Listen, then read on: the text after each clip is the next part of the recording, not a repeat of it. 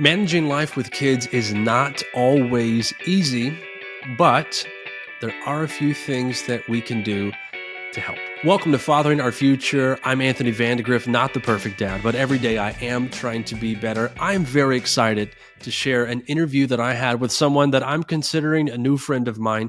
His name is Christopher Lind, and we have a fantastic conversation, and we're talking a lot about managing life as a father, managing life with kids.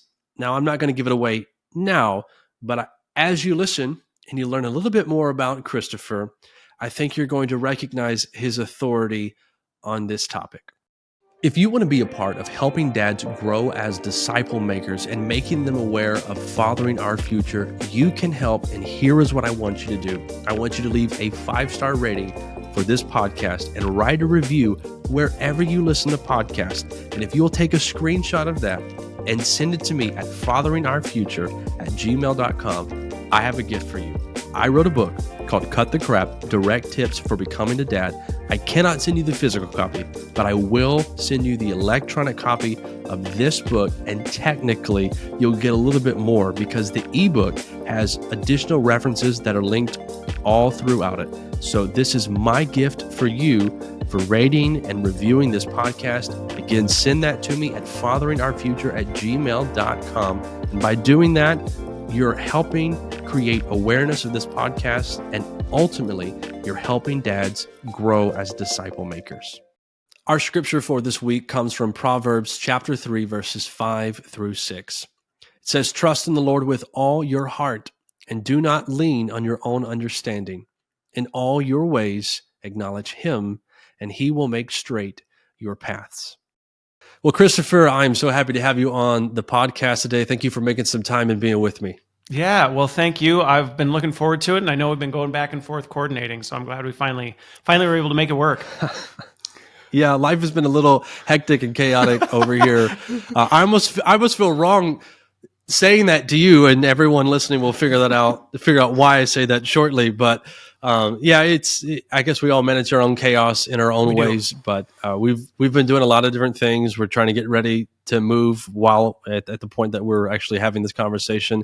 We're in that transition, and we have another baby coming in July. So hopefully it's not after July by the time this airs. Thank you for that. So we'll be at number 4, and there's just a bunch of things that we're juggling in the air right now, just kind of refining life. And this is a conversation that I'll probably have on the podcast at some point, but not trying to keep up with the Joneses, not trying to say, you know what we need to be happy in this life is to have the nicest cars and the biggest house and on and on and on, but to just figure out, like, where do our values settle and how do we stay closest to those values? So we're kind of in that transitional moment of life. So it's been chaotic, which is why I have been horrible at communicating. Not only with you, I've got other people who have reached out to me, and I said yes, and it's been like months before I've. You know what? I don't ever take anything personally because I know firsthand how chaotic life can be.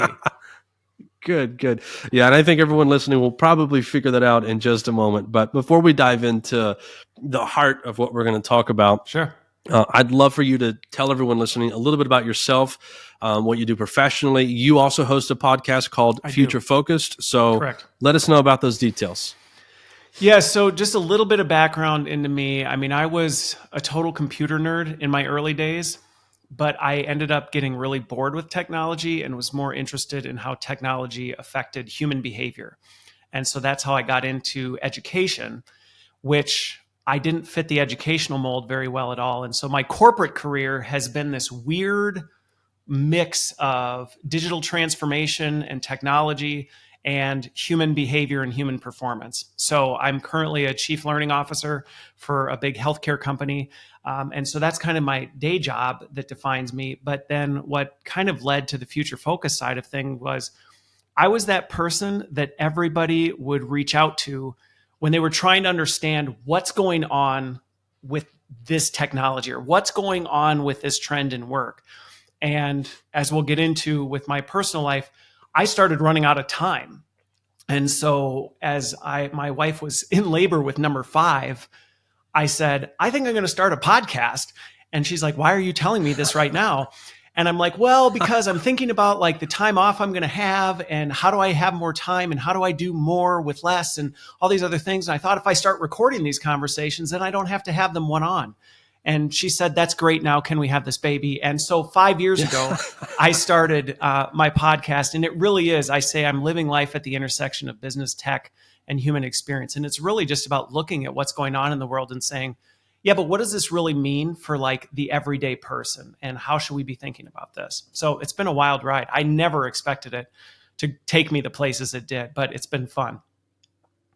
That's really cool. I mean, I know a lot of people think about technology, and for some people it scares them. For some people, they're excited about it. I think the big craze right now has been AI, and namely what's always often in the news, at least that I'm reading, is Chat GPT.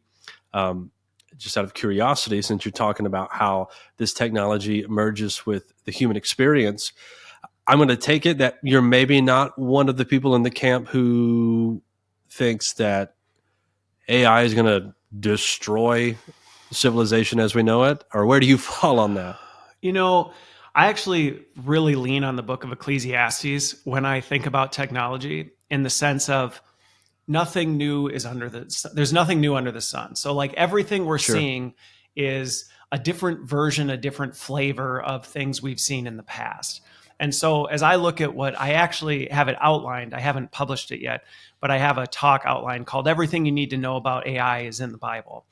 And it really is kind of this idea that, yeah, it has the potential to absolutely exacerbate the worst in us as people.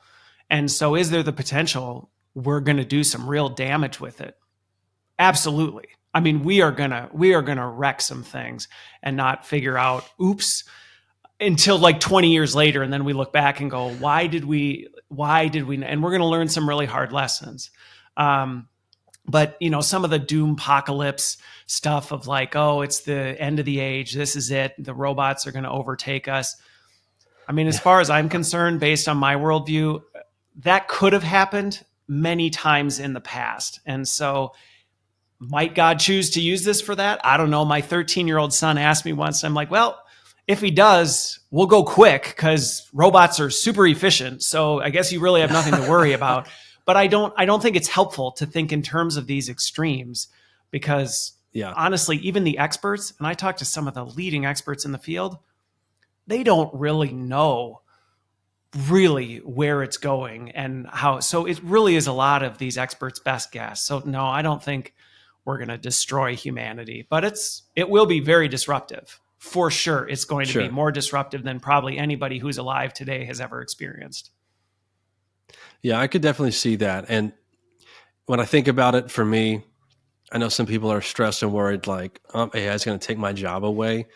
And I almost feel like if that's how you feel, maybe you should just learn more about it and see how you can utilize it to enhance yourself. But the big thing for me, as far as the big dramatization that you often hear about, this is the end of everything. There's still one who sits on the throne, and he's going to continue to sit on the throne, and God's always going to be in control. So, Yep. AI is not going to dethrone those things.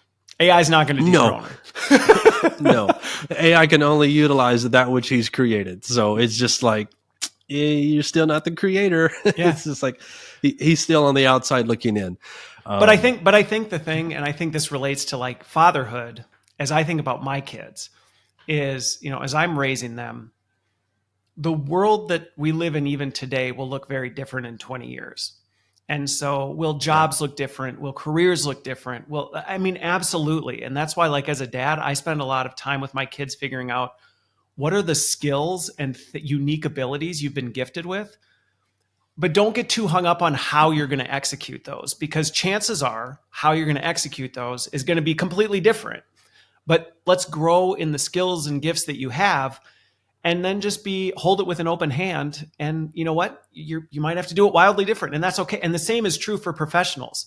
Like if you've been doing things the same way, well, you might got to let go of that death grip because it's probably going to get torn to shreds. But if you really focus on the underlying skills and gifts that you have, you'll just find new ways of expressing them. And that's not scary. I mean, it is, and it's not.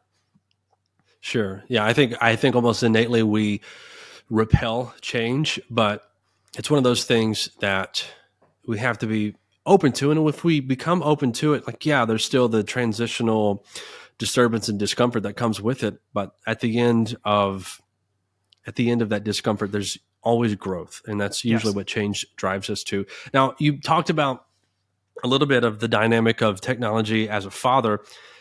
I'm curious, since Yeah. you work in this all the time and you focus on it all the time, Yeah. if there's anything that you use it for. So just I bow to you in this regard, but one of the things that I posted Don't do that. I'm on my just another blog, person. yeah,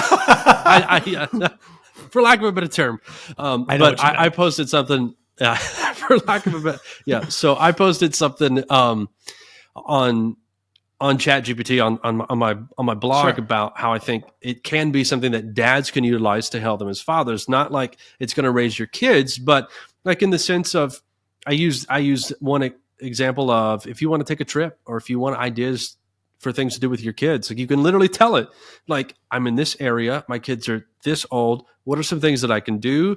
I'm on a budget. I want them to be free. I'm willing to spend $100, and it will generate it. Yeah. It will generate a list of things you can do. So I did it in the area that I'm in Dallas, and I verified, one of them is no longer the case, but I'm using 3.5.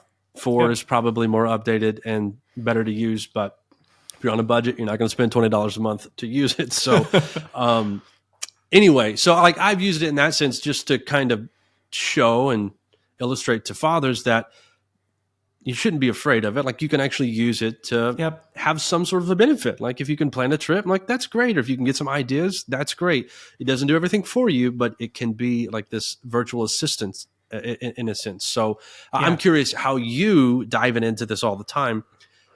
Is there any one particular way or multiple ways in which you kind of merge technology with Sure. fatherhood? So specific to that example, because I think it is a really great example. And another really practical example is, like, I don't know about you or any of the other dads listening, but like cooking is not my thing. Like normally it'd be like, we're having cereal and frozen pizza type Yeah. of a thing.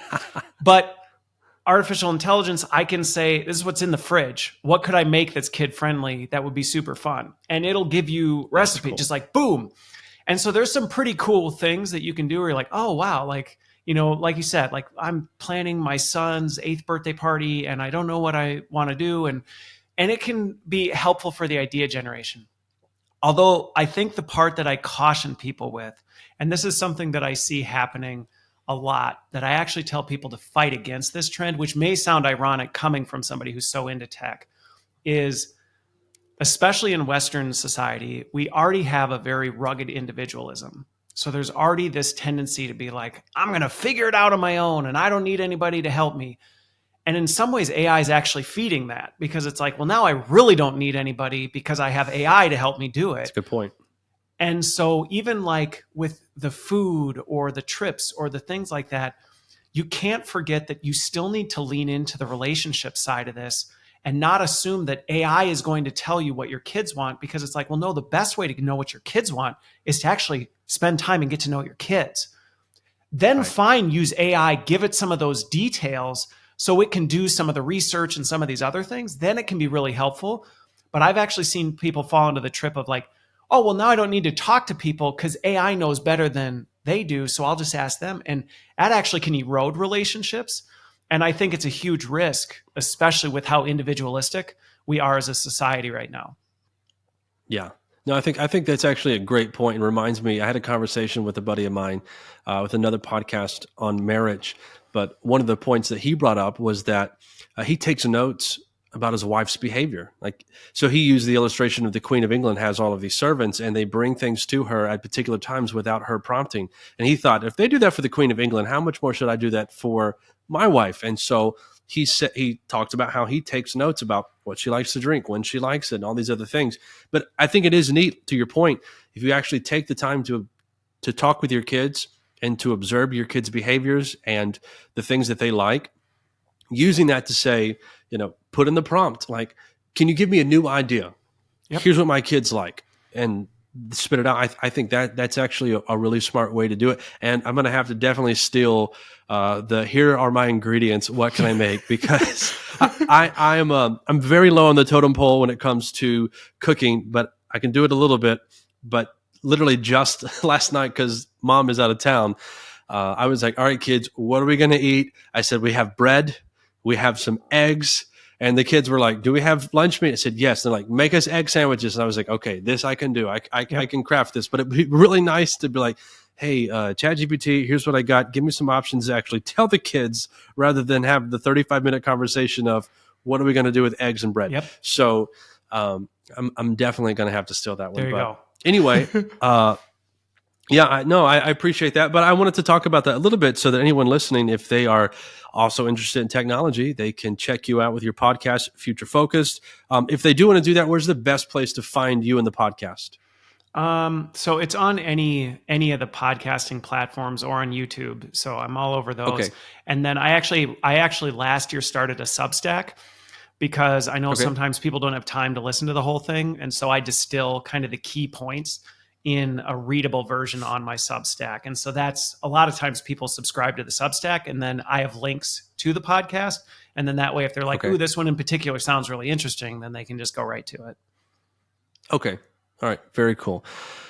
All right. So I want to jump into the fatherhood stuff. Now, I asked you first about your professional career just because I wanted to start there. But I think this is probably where some of the dads listening are going to be caught off guard. So if you're not good with surprises, you might pull over if you're listening to this in the car. But and you already divulged a little bit. You said with your fifth kid. Yep. Now I want you to tell me a little bit about your personal life. Just how long have you been married? Yep. How many kids do you have? Yeah. So we celebrated 15 years this year, and we are on number 7 right now. So our oldest is 13, our youngest is 1. And then they're evenly split. So people are like, twins, triplets in there? I'm like, nope, just lots of kids at regular intervals throughout. So are you done at number 7? Honestly, we've stopped saying, are we done or are we not? We've actually 6 of our 7 kids have been conceived on birth control. And so we kind of are like, well, we can plan as we might. Clearly, God has a different plan than we do. Wow. And so we just kind of hold it with an open hand. And so whenever people say, are you done? I always say, I'm not answering that question because the second I do, about a week later, my wife comes down and goes, hey, so we're having another one. That is wild. I was curious. I was going to bring this up at some point and ask you if you were against birth control or anything like that. And if you were, more power to you. It wouldn't bother me. But 6 of the 7 were conceived while on birth control. Mm-hmm. Yeah. Well, yep. You need to contact some of these companies and be like, look, this 1 in a million chance. It's not. You either need to play the lottery or you need to do something different. I'm waiting for Netflix or Discover to give us a special because then maybe we can get some work done on our house or something like that. We'll see. Wow, that's insane. I have a buddy of mine. He and his wife have 1 daughter, and they were on birth control when they conceived. And he was just like, we were not ready for this. We weren't planning for this. Love my daughter. Glad it happened. But that's the only time I ever heard of that. But the fact that you are 6 for 7 while on birth control. Yep. If I were you, I would probably take that as a sign. Number 2, what's so funny is number 2, the only reason we weren't was because my wife struggled with clearly temporary, but infertility. And so we couldn't get pregnant. And so we were like, okay. And so when we finally got pregnant with number 2, we're like, okay, well, now, I mean, we'll still be super careful with this, but obviously we're probably going to be able to have a little more control over this than and clearly we were very wrong on that one. Yes. Yeah. Clearly when God brought healing, he brought healing. Yeah, he definitely did. That is remarkable. That's an interesting little point. So you've got 7. Yep. You're not done. You're from the range of 1 to 13. Now, what I find to be so fascinating about that is you're in a minority with 7 kids. Very much so. I have 3, 1 on the way, And even when I tell people that, their eyes get all big and they're like, God bless you for that. I'm like, I don't feel like it's that weird to have 4 kids. And honestly, if the stars aligned, no, my wife will not have another kid. She has made that clear with this pregnancy. But, to her defense, baby number 3 was over 11 pounds. So the fact that we're having a Yeah. 4th, superwoman all the way. But adoption might be something that is in the future. And we've actually talked about that. So who knows? Maybe we don't stop at 4. But this is where we're at right now. And people still look at me like, wow, you're kind of crazy for this, but you take it to the next level because you're at 7 and you're still not afraid to stop. And the only way apparently that you could stop is if you had abstinence and you're married, and that's not going to happen. So like there's more probably coming, right? Yeah. Which is still just absolutely fascinating. But I think you possess this really unique voice that can help the majority of us as fathers, because there's so many things that we all have in common. Like, how are we going to deal with life? Like, how are we going to manage our time? Like you mentioned, you're a chief learning officer. You've made it to the C-suite professionally in your career. You have a podcast that you've been doing for 5 years, which is, I'm assuming, in addition to what you do professionally. Yep. I did a little bit of peeking around in your profile. You're releasing a book pretty soon. Is that correct? Yep. Yeah, I wrote a book. So I woke up in the middle of the night and went, hey, I know what book I want to write, even though I swore I never was going to. So I wrote it. I have the manuscript done, and I just haven't got around to publishing it yet. So here you are. You're this C-suite executive doing a podcast on the side, writing and doing additional work. You're probably doing additional things content-wise that go up, probably on LinkedIn and YouTube, wherever else you're posting. It's not like you've just made $1 billion and you're kicked back on the beach and you've got all these kids and you have no responsibility and nothing that you have to do. Like, you're still living life probably more so than the most of us, and you've got 7 kids. So what I'm curious about is some of the strategies that I'm sure you've probably developed along the way of how do I uphold this highest priority in my life of being a father and still do all of these other things that I'm gifted with in the realm of technology and business. Yeah. Where do you start on that? So the book I wrote is called Relentless Intention. And it actually very much ties to this whole change that's coming with AI, and some of this just goes back to even my childhood and some of the things that I've experienced. But, I have always had to very much hold with an open hand how I'm able to accomplish things. And so I've always been really diligent at going, what's really underneath this and what really matters? And how can I achieve that despite the obstacles that are around me? So earlier I joked about the fact that, like, my wife was in labor with number 5 when I said I'm going to start this podcast. It's a true story. But the reason it happened was because I actually was going, I love helping and serving people outside of the organization I work for. I love using the weird kind of, because I always thought I was a weird person. I am, but I always thought I was just very strange and it was odd. But I also found that people started finding my quirkiness helpful for them. And I'm like, I really feel called to help people. But I also recognize I only have so much time, and we're about to have another baby, and my time is going to become more limited. And so really, I'm always reevaluating what I'm doing and saying, is this the best use of my time? And are there better ways I could be doing it so that I'm more efficient and more optimized? And there are lots of times, I just did it at the end of 2023 where I was like, what am I doing right now that I actually probably don't need to be doing anymore, that I maybe have picked up, or other things have started happening? And we all know how this goes. You just start doing something and pretty soon it becomes part of your life and you never really revisit it. And then you kind of go, why am I even doing this anymore? And it can be really hard to say, I'm not going to do that anymore. And so I have to say no to a lot of things. And that's not always easy. But I think, that real dedication to what are the most important things, and then how do I make time for those? And then get creative on how. I think that getting the creative on how is something that is probably one of the most important ways I do it. So how do you go about that? Getting Yeah. creative on the how. So like one good example of this, as our family started getting bigger, when I was early in my career, I traveled, I think like 280 days out of the year, when I first got married. And so when we had our first, I did not want to be that dad that was never home. But I also was like, well, how's this really going to work? And so I knew that if I was going to be somebody who was home more, I was going to have to think differently about my career. And the same was true as I moved up in my career, where I was like, well, okay, more senior positions can be more demanding. So if I'm making a 3-hour commute and doing all this like, how is that going to fit? And so I had to figure out how to get really, really good at being a master of technology. And some of it was just because then that way I could say, no, I'm actually not going to physically travel to this, or no, I'm not coming into the office.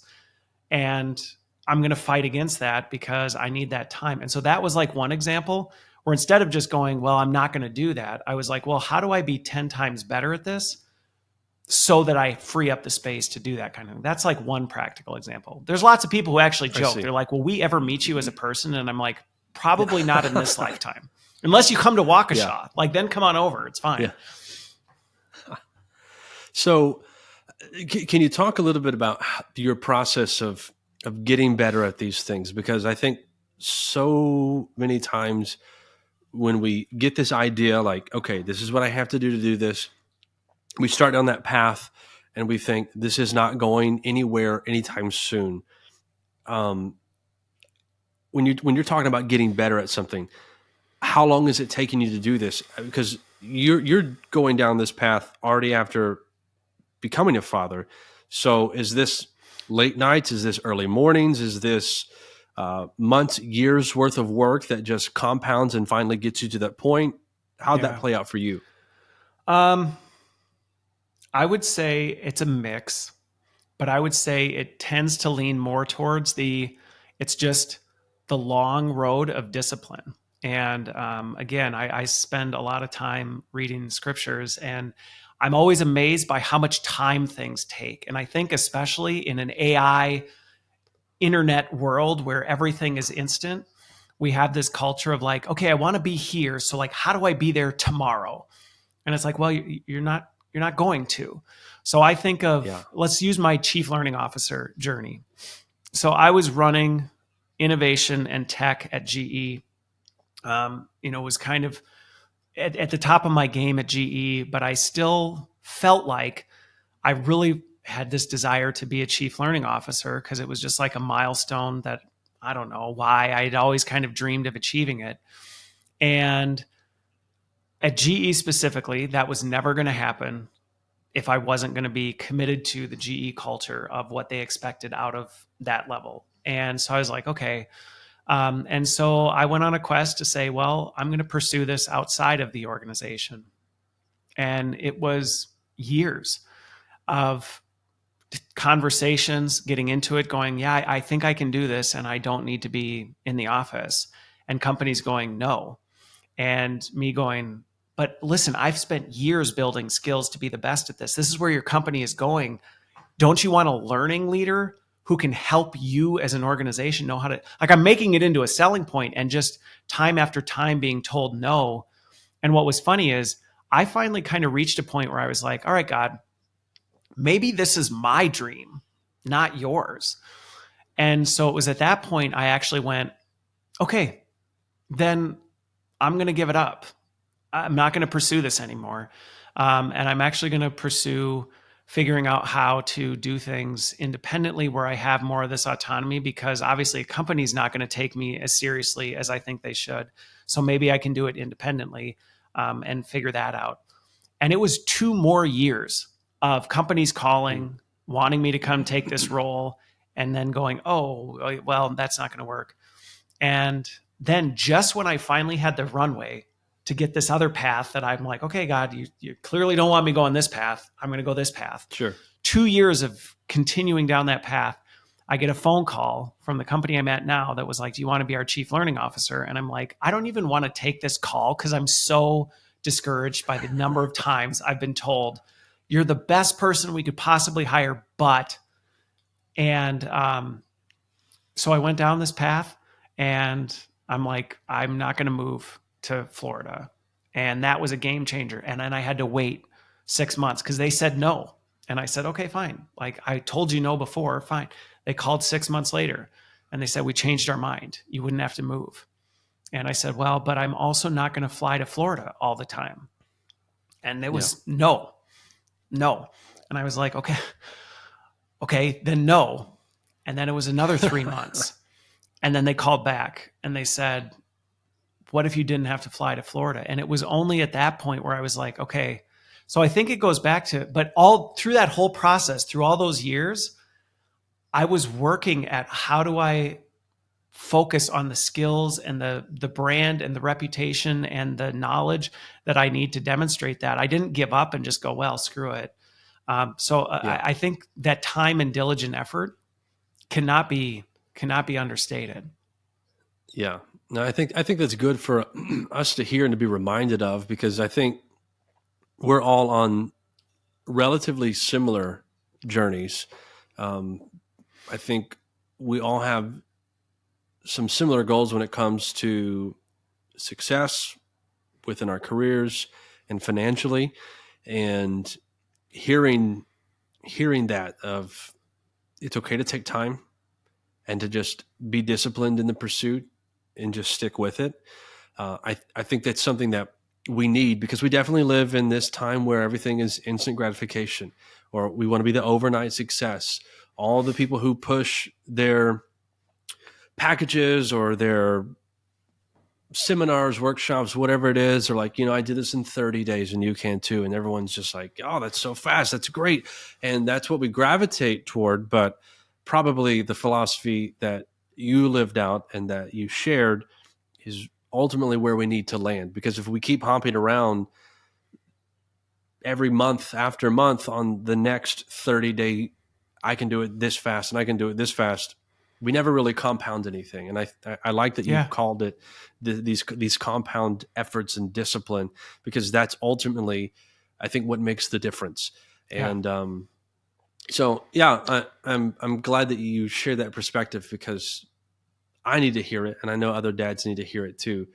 But let me jump back to the 7 kiddos. Yeah. So first, let me ask you this, because kids bring their chaos with them, and a little bit of chaos. Chaos. When I talk about chaos, I view chaos as this collision of our expectations with reality. Yep. Especially with like kid number 1, we always have this idea that we're going to continue to live life the way that we've always lived it with our wife, that going out to eat at a restaurant is not going to be a big deal until you're there and they cry the entire time and they don't want to eat until you take them outside and they're totally fine. Yeah. It's something about being inside the restaurant that they just absolutely don't want. And so you're kind of stuck. My wife and I had this experience one time. We went to Outback with our son, and we're at the table. And we literally said at the table, looking eye to eye, we will not go out to eat for a very long time. We will eat at home, and this is how we're going to function as a family. So, and that's what we did, because that's what we needed to do. But once we refined the expectation of, all right, kids need different things than we want, so that reality and those expectations didn't collide so hard, so chaos wasn't so much. But I'm curious, with a miniature nation under your roof, Are you finding that things are more chaotic, or do you find things to be a lot more fun? It's a mix of both. And where I would say I would say it would be more chaotic. It's chaotic when I'm trying to live up to some artificial, like you said, expectation I've placed on how my life should be, or live up to some expectation that someone else has placed on my life. And so a good example of this was, as our family grew, there was the in-laws being like, well, you have to be here for this holiday and you have to be there for this holiday. And our life was chaos around those times because it's like, well, we're trying to live up to somebody else's expectation of what we have to do. And it wasn't until we said, listen, it's not that we don't love you guys, but like we have a family of our own and we want to raise our kids having traditions and building the bonds of our nuclear family, not having them grow up around this life of like our life is trying to live up to whatever everybody else wants us to do. And so once we kind of came to that, all of a sudden it was like, hey, you know what? Like holidays aren't chaotic anymore. Actually, they're super fun. And so I think it was one of those things where one, it was the expectation, but also pride was a big one, where it was like, yeah, it's chaotic when it's like, well, I want this to happen. You're like, well, there are 7 kids that, literally the second you're about to get out the door, 3 of them are going to poop. And you're going to be like, Yeah. I wanted to be on time. Like I wanted to be on time. And it's like, well, you're not going to. So you can either be chaotic and run around screaming and, frustrated and whatever, or you can go, well, I guess we're going to be late, type of a thing and roll with it. And so I've actually found the chaos levels are largely controlled by me and my ego, honestly, more than anything. Yeah. I think that's really good. And man, I have so much sympathy for you at this moment because I know what it's like to have to leave with the 3 kiddos and then one of them be like, wait, I've got to go to the bathroom. And I can only imagine with twice as many kids as I have that is way amplified for you. So God bless you in your efforts as a father. But well, and I think it can get difficult. The difficult part of expectations is, and I think this is something that having so many kids has taught me. I am so much more empathetic and understanding of other people and recognizing like, I don't really know your situation. And, I think it's very easy as people to be judgmental of other people and be like, well, why don't you do this? Or why are you this? And we don't really know anything about what's going on. And I will say firsthand, it's very hard when you have as many kids as we do, where people are like, well, why don't you really should do more of this, or you should do this, or why aren't you doing that? And it's like, man, if you knew what it's like to even just sometimes get dinner ready, you might think a little bit differently. But it makes me think, I just, instead of feeling sorry for myself, I think about how many times I do that with other people. And it's actually made me a more empathetic leader and person to other people, where I'm like, hey, you know what? I don't know what your situation is, but I'm sure it's tough. And there's probably a reason why something that may on the surface seem really easy to me, why that's not clicking for you. Yeah. No, I can totally understand that. I'm one of the things that I'm thinking about. You mentioned getting dinner ready for the kids. I would imagine that having 7 kids comes with a little bit of financial responsibility. So what I'd like to ask from this perspective is, for the dads out there who might have 1 child or 2 kids and they're working their particular job and they're thinking, I'd love to have more kids, but I just don't think that I can afford it. Yeah. What kind of guidance can you give to them? Because I'd imagine that you could take your family for Chipotle and I could take my family to Ruth Chris and I would save money compared to your bill probably. Oh yeah. So I mean, McDonald's for us is like $60. That's only dollar items, right? Yeah. That's like ordering Happy Meals, and you're like, that'll be $67.98, and you're like, ugh. Yeah. So, can you speak to that? I mean, is there a balance so it's there? funny. I mean, I did a podcast the other day. Specifically, the podcast host was a Gen Zer, and he was asking me for wisdom to like Gen Z, because how do we do this? Because there's lots of us who maybe are thinking about kids, but we're just like, gosh, like how do we do it?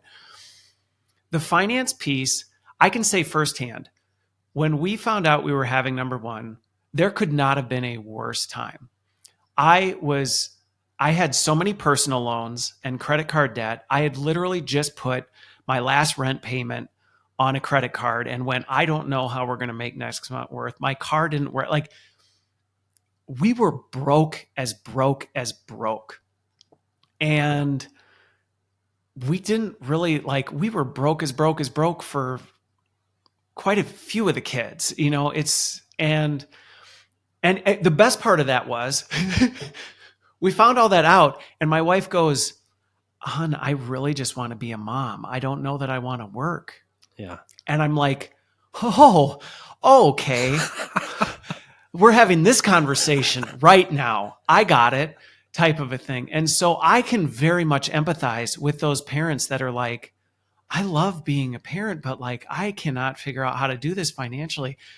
And again, Yeah. for us, it really boiled down to one, getting over the expectations others had placed on us for what we needed to do to raise our kids, and our own pride of, well, we've got to do this and we've got to be involved in that and we've got to take our kids to this. And oh, these people are telling us this is how we're supposed to do all this. And when we actually stripped all that away and said, hon, do we love each other? And do we love this kid? And are we going to raise them in a home where they are cared for and they're fed? And you know what? Maybe fed means peanut butter sandwiches, but you know what? They have enough to eat. And we have a close family relationship. If that's what we prioritize, you can make anything work. You really can make anything work. And you know what? We had to sell cars and we had to live in really not so great places to do it. And again, we had to get over ourselves and be like, you know what? Maybe this idea of what our life should look like, well, maybe it shouldn't look like that. And it came with sacrifice. But ultimately, we figured it out. And honestly, kids are as expensive as you make them. That's the thing. Yeah. I mean, I see some of this stuff. My brother, when he had his first, he's like, oh, we got to have this and we got to do this. We got to have a nursery. And I'm like, you got to have diapers and formula or breast milk bags. Like that's what, and a few onesies. Like if you've got that, you're fine. Like the rest will figure itself out. That's right. Yeah. It's very funny.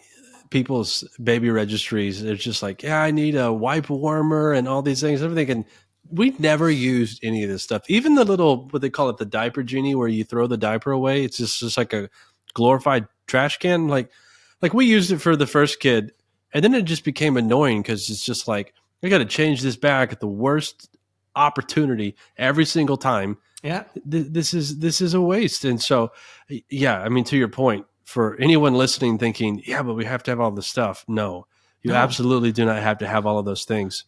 And like, if you come to our house now, what's funny is you think like, oh, your career's so much further along. Like, I'm sure now you've got this. And I'm like, no, we have pack and plays, like stuffed in a bedroom where, some of the babies sleep. And we use the plastic grocery bags to throw our diapers away because they come with Instacart anyway. So we might as well just use them for something. So it's like, you don't necessarily have to. And I think that's where people hear like, well, but kids just get more expensive. And you're like, I mean, yes and no. And it really depends on where your priorities. And you know what? If that's your thing, like good for you. If you can afford it and you want to do it, fine. But if you're putting yourself into debt or stressing out your marriage or your life, it's not worth it. It's not worth it. Yep.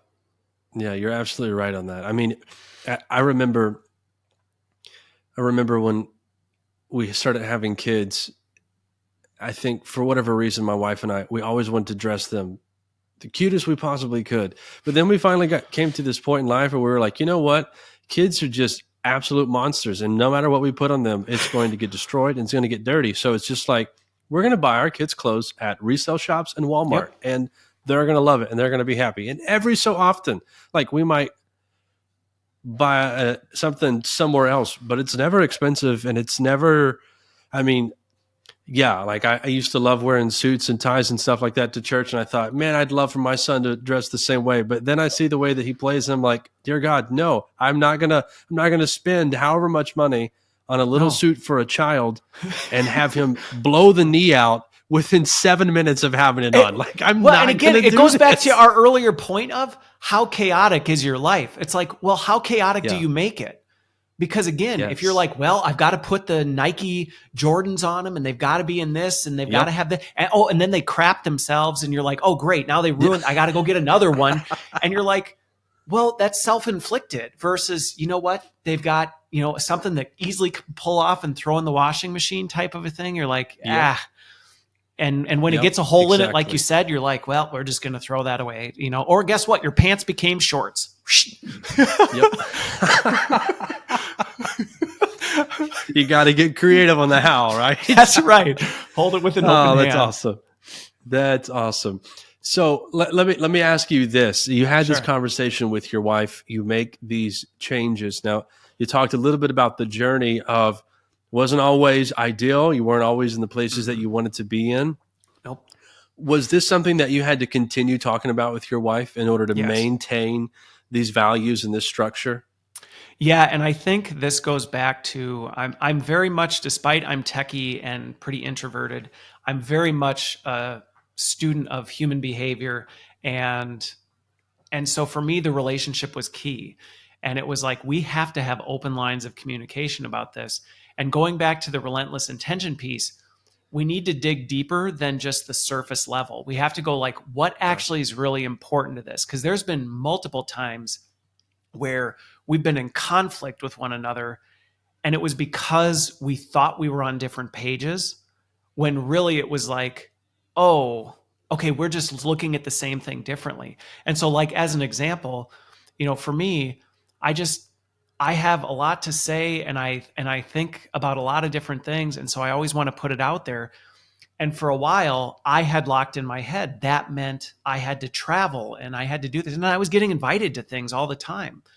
And so I'm like, I'm missing out on these opportunities. And my wife was like, you ain't leaving me home with all these kids to go on some all expenses paid trip to Europe and Japan so you can send me pictures. Like, sorry. And so there was this conflict where I was like, so you don't want me to be successful? And it was like, well, no, let's have this conversation. And so we dug into this, like, well, Christopher, why are these things important to you? And then we talked about it. And then it was like, why is it that you don't want me to do it? And I was under the impression like, you don't want me to be successful. And she's like, no, I want you to understand what you're leaving me with for you to go do this. And once we were able to get to the core of that, then we were able to go, oh, okay, so we actually are on the same page. So now we can work together to think creatively about how might we be able to accomplish this in a different way. And that actually has been, that's just one example of how we routinely have to kind of come back to the table and go, and finances are another one where it's like, okay, Yeah. we got to talk about this. Like, life's expensive. We have a lot of kids. You stay at home. Let's talk about what's important to us and make sure we're aligned on the core. And then we can get creative and flexible on the how. But yeah, if we didn't have that, Yeah. man, we would hate each other. We would hate each other. Sure. Now, I think the example that you gave, you mentioned this, this all expense paid trip to Europe, Japan for work purposes. I feel like a lot of men would have a hard time giving that up. Now, I'm not going to say it wasn't. But I feel like a lot of people, what I mean by that is a lot of people would be like, no, I'm going on this trip. Yeah. Especially like I get it. Like, yes, kids are chaotic, and every once in a while, it's nice to get away. And I don't know how you're able to do it, if you're able to do it, but I think it is good periodically for husband and wife to have time away from the kids, to take a trip. And if it's 2 or 3 nights, great. If it's a week, great. Like, if you have the help and the support system around you to do it, that's wonderful. And I think you should, because that's the higher prioritized relationship as far as I'm concerned. You have God, you have your marriage, and then you have your kids. And so I think it's important to do that. But even selfishly, yeah, it's nice to just be able to get away. I mean, like, my wife's on a trip right now, and I know she's living it up, and I'm glad that she's getting to do that. I'm having fun with the kids. But at a different point, like, I could totally understand, like, jealousy kind of arising in that instance. Bitterness. But, I mean, it's real. Yeah. Yeah.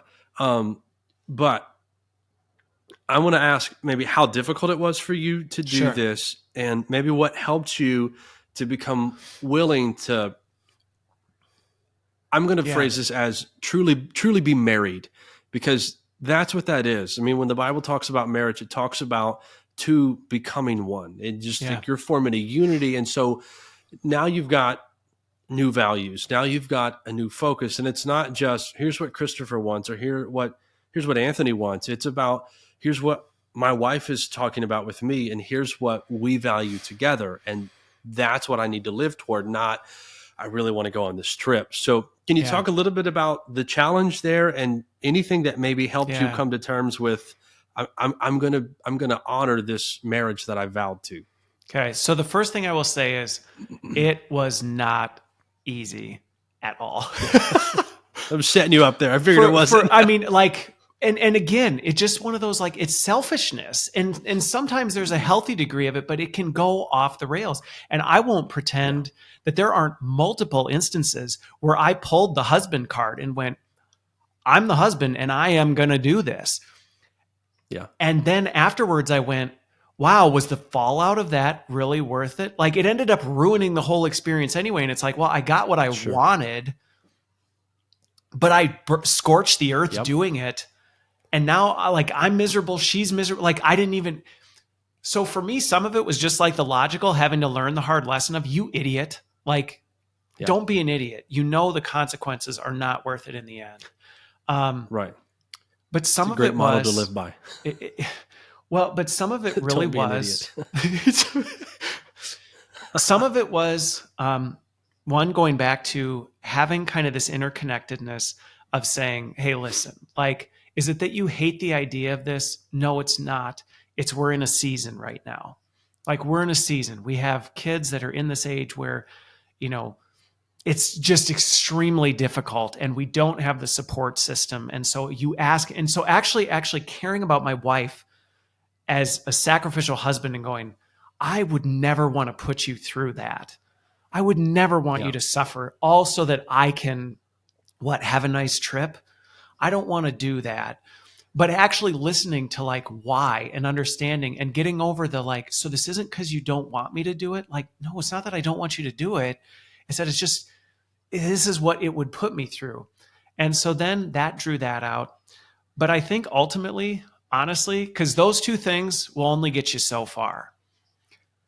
For me, what gets me through it, and this just goes back to my biblical worldview, is I look at eternity and go, this life is a blip. And so if sacrifice, I think back to the waiting of, like, if I have to wait this entire lifetime because this is what God's put on my plate, I'm not going to regret it in the end. Like, I'll wait as long as you want me to wait.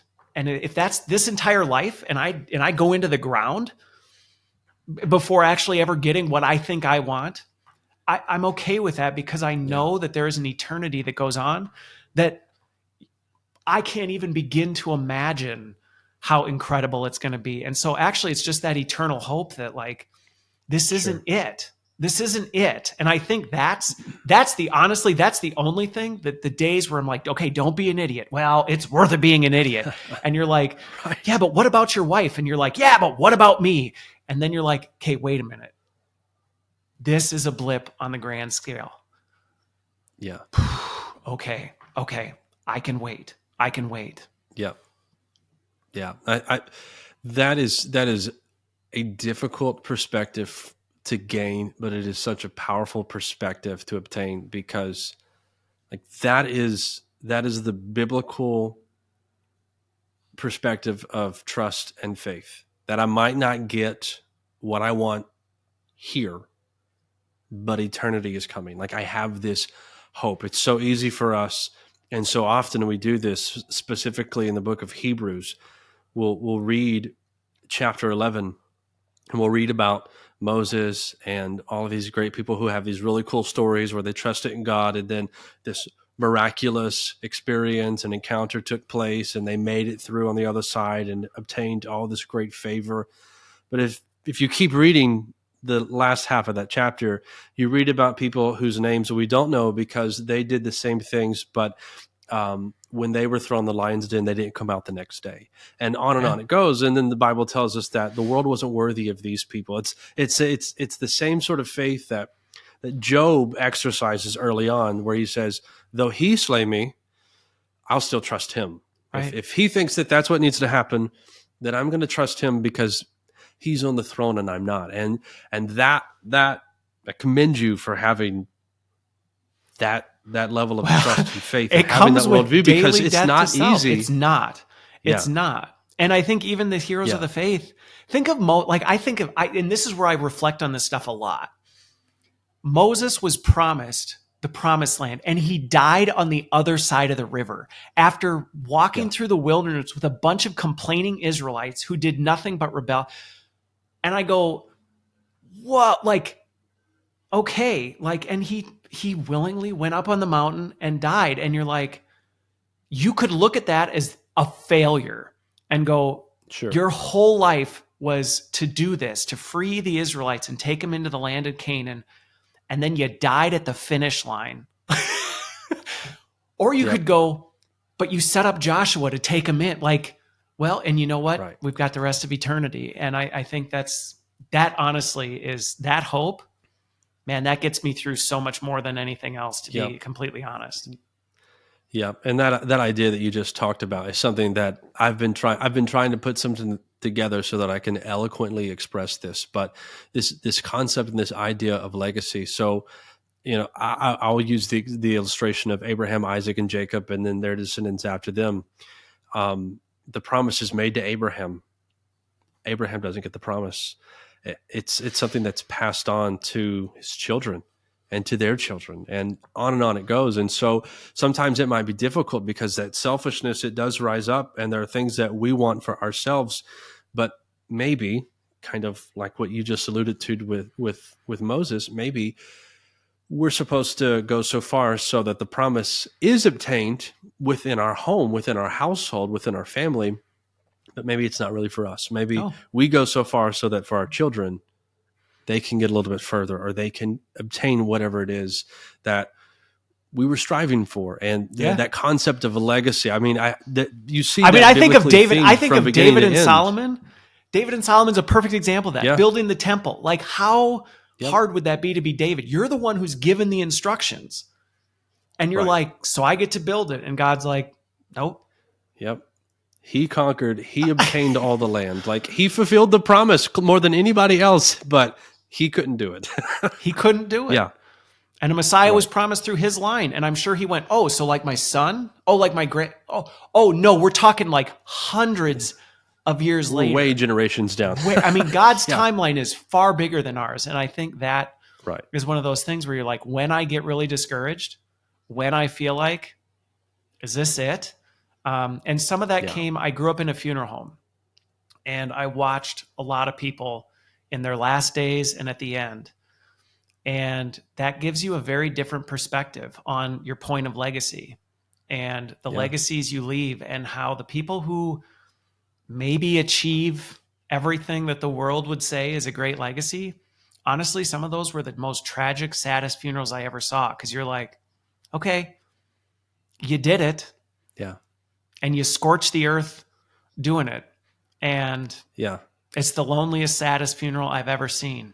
And the person who they didn't achieve their dreams, they didn't do it, but they sacrificed it all for the people around them.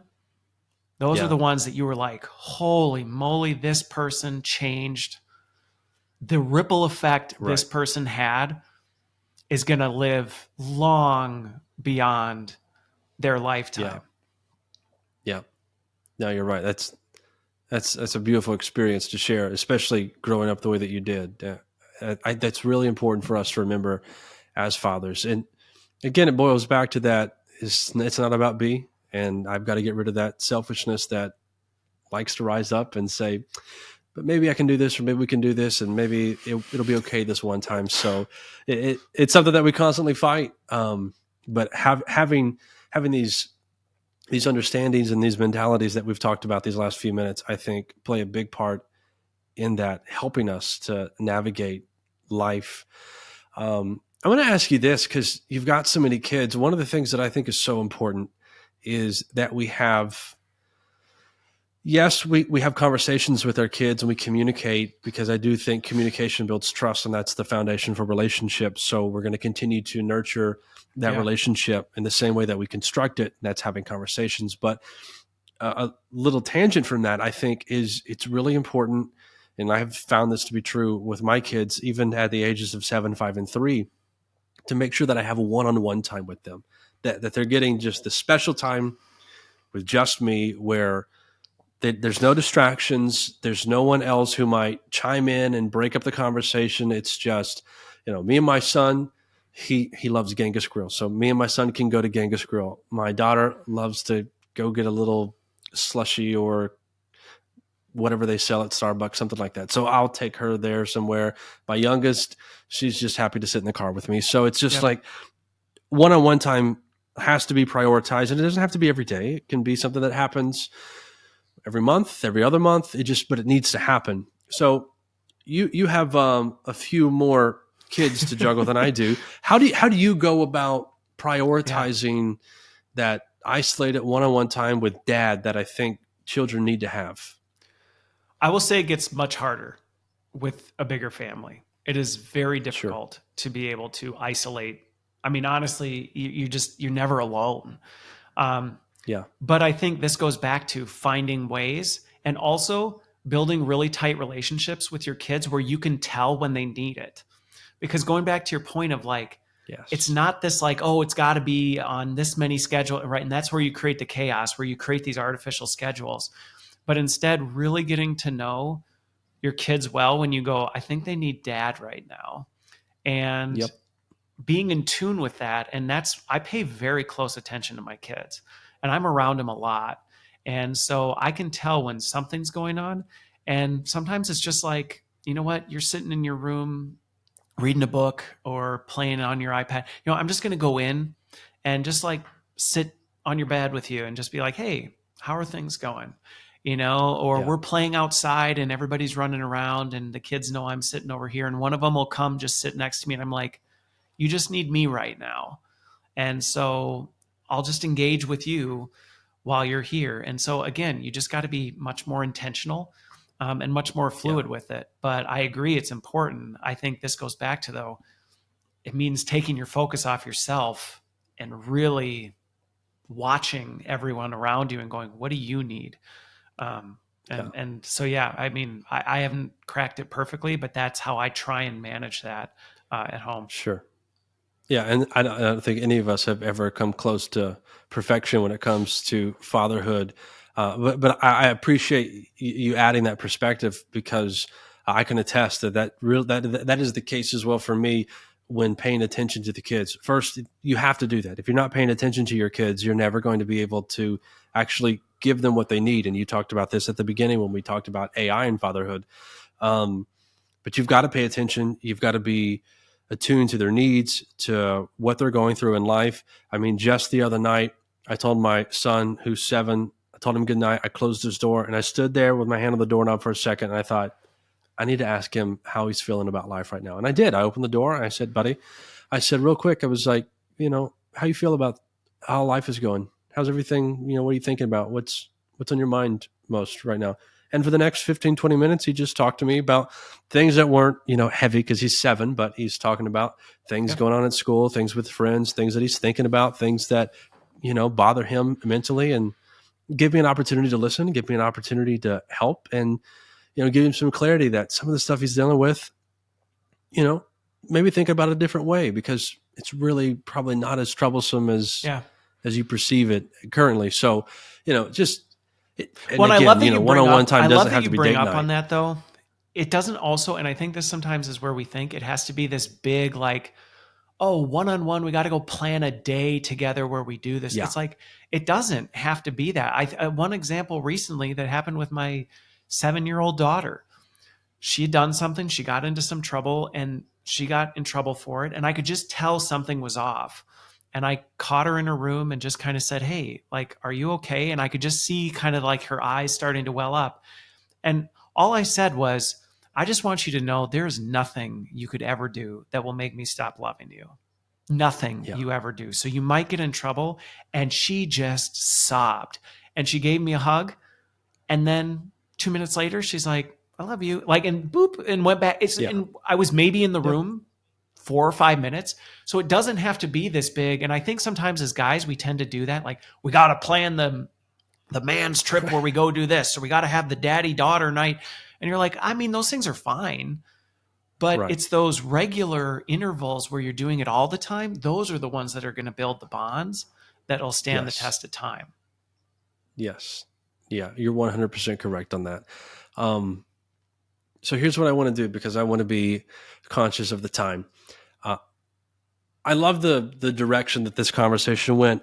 I didn't really come into this conversation with a list of questions that I wanted to ask. I mean, I was curious how life functions for you with 7 kids and no plans on stopping, because again, that makes you unique compared to the most of us, where most people probably want um, a boy and a girl, and then they're happy to call it quits, and that's their family, and they want to stop there. And even then, for some, it's so chaotic, and they Yeah. feel like they can't make it through. And sadly, some people are thinking, I can't wait till the kids are 18, go off to college so that we can be empty nesters and breathe again. And I, I, I'm sad for the people who have that perspective. And I love that you came on and you talked about having conversations with your wife about values, about, we're trying to live life a particular way, but why? Is this something that selfishly we want? Is this something that other people have imposed on us? What does life really need to look like for us to be happy and to love one another? We talked about that. We talked about just the mentality of the individual, of not having a perspective that's set on the temporary, but a perspective that's set on the eternal, having the hope of what is to come, having faith and trust in God that it's going to work out and it's going to be okay. I mean, you shared some really good philosophies and understandings that play a part into fatherhood, just being willing to give time, having that compound discipline, and just sticking with the process, just being you called it what, purposely intentional, or did I get that right? Or did I Relentlessly flip it? intentional. Relentlessly intentional. There we go. So, um, we talked about these ideas that I think are at the core of who we need to be as fathers. And if we can get these values and we can get these mentalities settled and just stationed in our lives, the chaos that comes with kids, like we're going to get through that. Yep. And anything else that happens with life, whether it's within the marriage and there's some bumpy roads and there's some questions, being willing to say, okay, we have higher values, so I'm going to let go of pride and swallow ego a little bit and just have a conversation with my wife and ask her, why do you think this? Or why are you saying this? Or let's work together to make all this right. I think you gave some just beautiful and powerful concepts for us to chew on and to really grab hold of. I do want to ask you this one last question. Sure. So you're a father of 7. What has been a piece of advice that either was given to you before you started having kids, or that you've learned along the way that you feel every dad should know about? Um, I think one thing that I don't know that it was like a piece of advice that was given to me, but I think it comes through really one, observing things, as a kid, and Mm-hmm. being around death and seeing the impact that dads have and hearing that from other dads. And then also just reading through the Bible, how critical of a role dads play. Um, Yeah. I think the piece of advice is what you do matters a lot. And even the secular data coming out right now is talking about how Yeah. critical a role dads play. And I think sometimes it's easy for us to just kind of not take being a dad seriously and just kind of go with the flow and see where things go. And, we'll take, and it's like what we do matters far too much to just kind of, I'll see how it goes and that doesn't mean you're not going to make mistakes. But I think that's where for me, that that moment, and again, I didn't say this, but like I really struggled with being a dad up until I think like number 4. Like it was just like, like what is this? And it really was when I leaned into this idea that like, no, this is a big thing that has been given to you and entrusted to you. Take it seriously because it matters a lot. And I think that advice and seeing the legacy it leaves and all these other things, I think that's something that every dad can take and go, hey, you know what? Like when I have that temptation to go, you know what? I just don't care, but care, care. And you Yeah. might still make a certain decision a certain way, and that's fine. But actually care enough about it to be really thoughtful and mindful about what you're doing, because the choices and the actions and the way you show up and the words you say and the way you treat the people around you, a lot of Yeah. people are watching you. And That's right. that's a heavy burden to carry, which is why you have to let Christ carry the yoke with you, or you're going to just collapse underneath it. That's right. But I think that that's the advice that I would give to any dad. No, I think that's beautiful advice. What we do as fathers, it does matter. And I'll add this, whether it's in public or in private, what we do as fathers still matters. Um, Sometimes it's easy to let the guard down or Yep. whatever it may be when we feel like no one's around or no one's going to see what happens or no one's going to see the way that we treat someone else or whatever it may be. Yep. Public or private, what we do as fathers, it matters. Christopher, I've thoroughly enjoyed our conversation. I've I have thoroughly too. enjoyed meeting you and just getting to talk about fatherhood. I want to give people listening the opportunity to learn a little bit more about you. Again, your podcast is called Future Focused.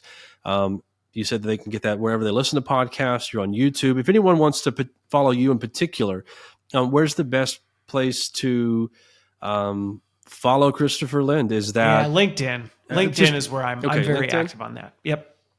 Okay. I just want to give people the opportunity whenever you take that manuscript and you actually publish that book to hear about that announcement and maybe get a copy of that because Okay. I think through this conversation, just hearing the perspective that you have, that you've gained over time, you didn't start out this way and you just shared that with us, that it took some time in the process to get where you're at, but you stayed with the process and you've learned some things along the way. And I think what you have learned, the lessons that you've learned and that you've shared are going to be tremendous blessings to fathers listening in today. So, well, I hope that conversation blessed you as much as it did me. 7 kids is a lot of kids, and he doesn't plan on stopping. So who knows where he and his wife end up with the total number of children. But I wanted to have his take and his perspective on life with so many kids because so often, for what I'm going to call the majority of us who don't have that many kids, we feel overwhelmed. We feel bogged down. We feel like life is just too demanding and we can't keep up. I wanted to have him on to talk about this because he's doing it. He's doing it well, and he's got 7 kids. And the fact that he can do it with 7 kids, I think probably adds some credibility to the things that he shared. Having these conversations with our wives to where we actually define our values and we determine what does our life need to look like for us, not what other people want to impose, not what we think we wanted when we were younger, but assessing life now. What does it really need to look like for us to be in alignment with God and to have happiness and love in our home? Having conversations like that, having the perspectives that were discussed in that conversation, these are things that we need to gravitate toward. These are the things that we need to hold on to. It's not always, here's your practical 1, 2, 3 step. Sometimes it's, here is the change that you have to make mentally. And if you can make this change, everything else will be approached differently.